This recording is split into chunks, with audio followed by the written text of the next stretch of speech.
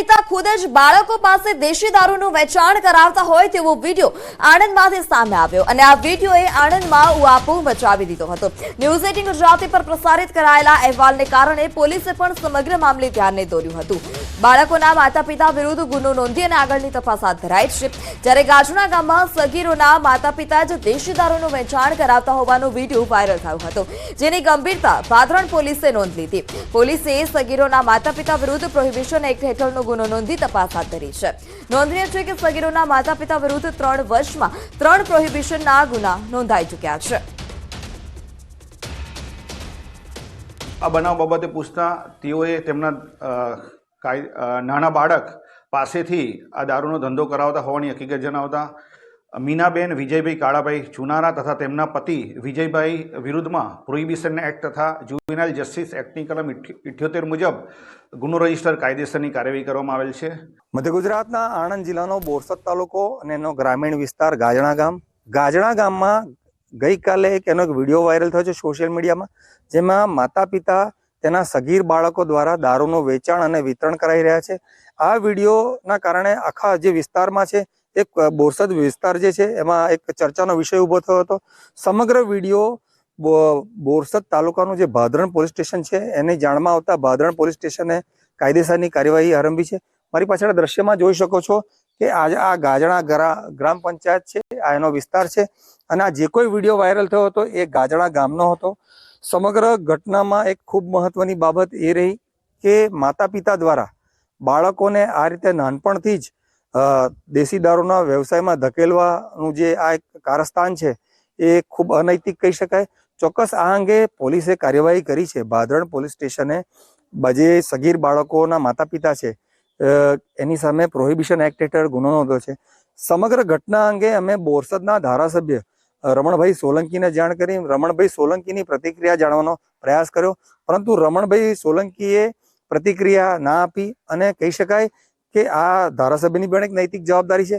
એટલે ખૂબ મહત્વની બાબત આ સમગ્ર ઘટનાક્રમમાં એ છે કે જે રીતે બાળકોને નાનપણથી જ દેશી દારૂની અનૈતિક પ્રવૃત્તિમાં ધકેલવા ખુદ માતા પિતા ધકેલતા હોય, ત્યારે આવનારું ભવિષ્ય બાળકોનું બી જોખમમાં મુકાય છે, સમાજનું બી જોખમમાં મુકાય છે। એટલે ચોક્કસ સામાજિક દ્રષ્ટિએ આ અંગે આ પ્રકારના કોઈ પણ વેપલા થતા હોય એને રોકવાની જવાબદારી સર્વની છે। જનક જાગીરદાર, ન્યૂઝ 18 ગુજરાતી, બોરસદ।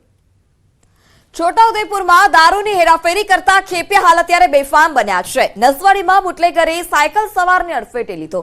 દારૂ અને બિયરની રોડ પર રેલમછેલ જોવા મળી હતી। સ્થાનિકોએ 2 બુટલેગરોને ઝડપી પોલીસ હવાલે કર્યા છે। છોટાઉદેપુર પોલીસે આ દ્રશ્યો જોવાની જરૂર છે। આ દ્રશ્યો બેફામ બનેલા બુટલેગરોની સાક્ષી પૂરી રહ્યા છે। આ દ્રશ્યો જ બતાવી રહ્યા છે કે જિલ્લામાં દારૂની રેલમછેલ થઈ છે। બુટલેગરોને પોલીસનો કોઈ ડર જ નથી રહ્યો। બુટલેગરો છોટાઉદેપુર જિલ્લામાં બેફામ દારૂની હેરાફેરી કરતા હોય તેવા દ્રશ્યો સામે આવ્યા।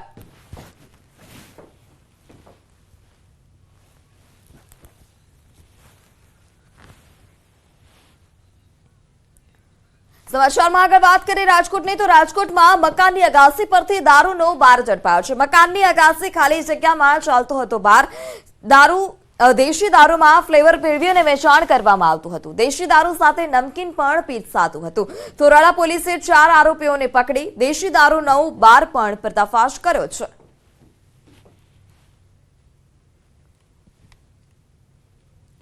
સુરતના પાંડેસરામાં 2 યુવકોનો ઝઘડો શાંત કરાવવા જતા એક વ્યક્તિનું મોત નીપજ્યું। પોલીસે હત્યારાને ઝડપી પાડ્યો છે। જ્યારે ફૂઈના દીકરાના પાકી નીકળતા 2800 રૂપિયા મામલે 2 યુવકો વચ્ચે બબાલ થઈ હતી। જે દરમિયાન રૂપિયાની બબાલમાં લઈ ગયેલા 2 મોબાઈલ પરત લેવા જતા મામલો બિચકાયો હતો। 2 યુવકો વચ્ચે થઈ રહેલી મારામારીમાં છેવાડે છોડાવવા જતા યુવકે તેના પર હુમલો કર્યો હતો। પથ્થરના ઘા ઝીંકી હુમલો કરાતા વ્યક્તિને ગંભીર ઈજા પણ પહોંચી છે। ટૂંકી સારવાર બાદ તેનું મોત નીપજતા પોલીસે ગુનો નોંધી કાર્યવાહી હાથ ધરી।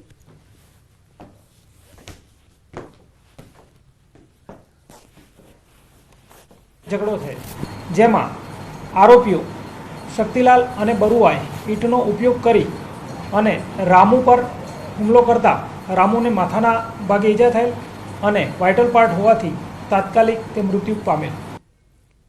અને હવે વાત શિયાળામાં એટેકના ખતરાની।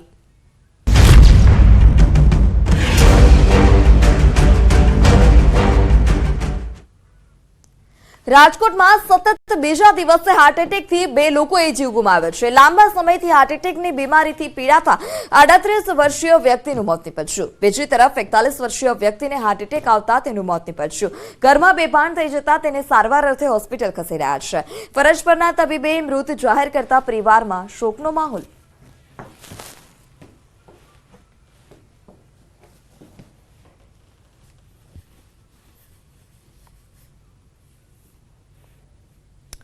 તો રાજ્યમાં વધુ એક યુવકનું હાર્ટ એટેકથી મોત નીપજ્યું છે. બોટાદના ગઢડામાં હેડ કોન્સ્ટેબલનું હાર્ટ એટેકથી મોત નીપજ્યું. 32 વર્ષીય હરપાલસિંહને મોડી રાત્રે થયું હતું છાતીમાં દુખાવો. હોસ્પિટલ લઈ જતા સારવાર દરમિયાન મોત નીપજ્યું.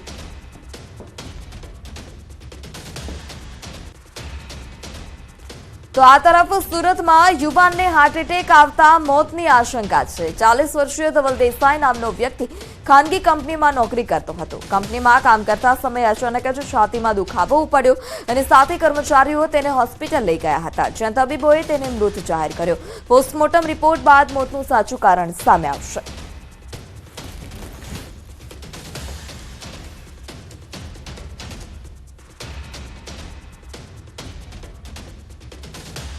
અને સમાચારમાં હવે વાત અયોધ્યામાં મહામહોત્સવની.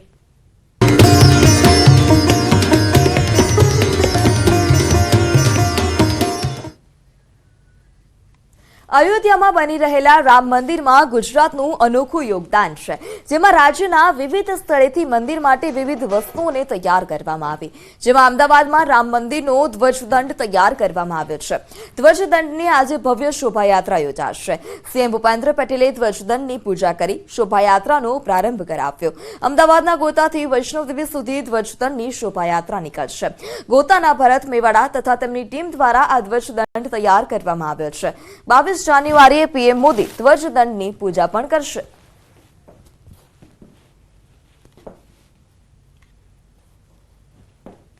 ગુજરાતમાંથી 3 વસ્તુ અમૂલ્ય અયોધ્યા રામચંદ્રજી ભગવાન માટે જવાની છે. એક તો સૌથી મોટું નગારું, બીજું સૌથી મોટી વડોદરાથી અગરબત્તી, અને આજે કર્ણાવતી મહાનગર ગોતા ખાતેથી ધ્વજદંડનું પ્રસ્થાન સીએમ સાહેબ ભૂપેન્દ્રભાઈ પટેલ અને સંતોના વરદ હસ્તે જઈ રહ્યું છે. यहाँ अहमदाबाद से ध्वजदंड तैयार किया है, जो ध्वजदंड आज यहाँ से विदा होगा अयोध्या के लिए, और इसको बहुत आन बान शान से, क्योंकि बहुत बड़ी चीज है, जब तक राम मंदिर है तब तक ये ध्वजदंड लहराता रहेगा. રામ જન્મભૂમિ તીર્થ નું નિર્માણ થઈ રહ્યું છે અને એનું ઘણું બધું કામ મારી ફેક્ટરીમાં થયું. એ બદલ હું આપણા કાર સેવકો કે જેમણે ખૂબ જ બલિદાનો આપેલા છે એમનો હું નમન કરું છું. અને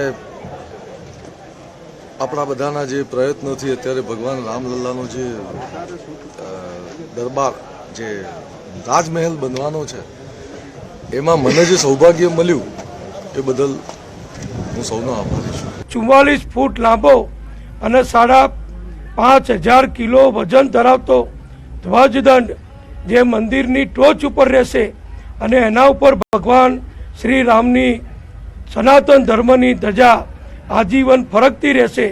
એ ધ્વજદંડને અહીંયાથી પ્રસ્થાન કરવામાં આવ્યું છે.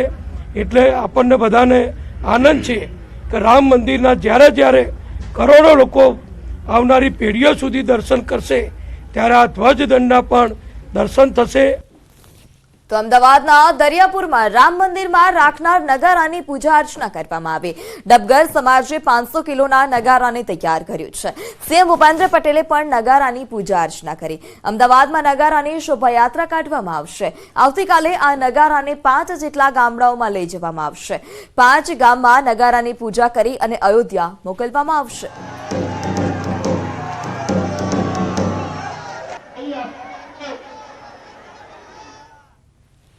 નગારું બનાવવામાં સમસ્ત અમારા સમાજની 90 દિવસની મહેનત છે. આ નગારામાં 8 લાખ રૂપિયાનો ખર્ચો થયો છે અને આ તમામ ભંડોળની રકમ અમારા સમાજ દ્વારા એકત્રિત કરવામાં આવી છે. આ નગારાનું વજન 500 કિલો છે. અમદાવાદથી આજથી અયોધ્યા નગારું જે છે અને તેની ગુંજ છે અયોધ્યામાં સંભળાશે.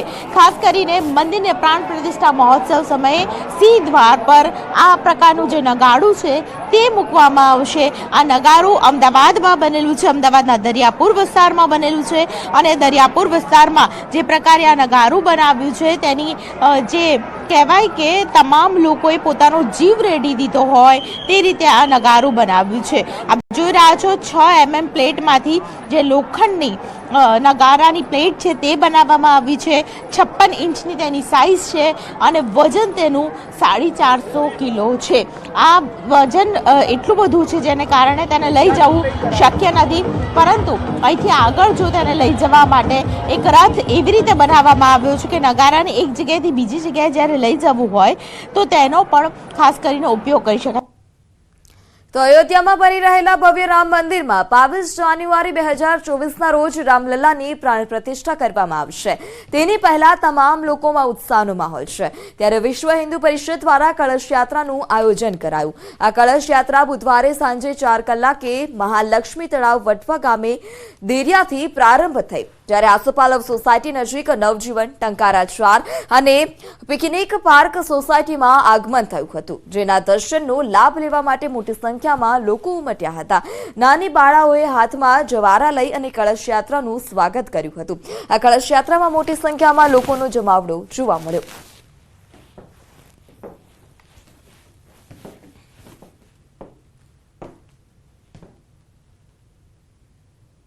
તો સમાચારમાં હાલ સમય થયો છે વિરામનો. આપ જોડાયેલા રહો ન્યૂઝ 18 ગુજરાતી સાથે.